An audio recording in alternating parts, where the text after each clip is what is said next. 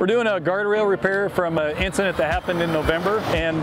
just due to the road condition, people driving a little bit too quick for conditions and went off the road and caused some damage to the rail.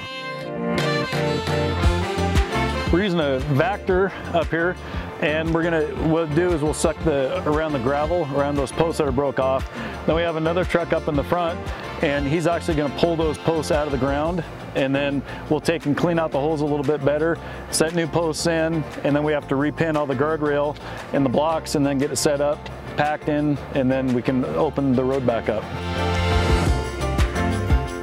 People need to remember that we're out here trying to do a job to make it safer for them and us to get people to and from their destinations safely. And so just slow down and be aware that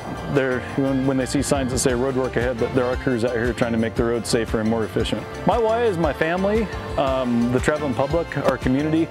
getting them safely through our roadways and the most efficient, safest way possible.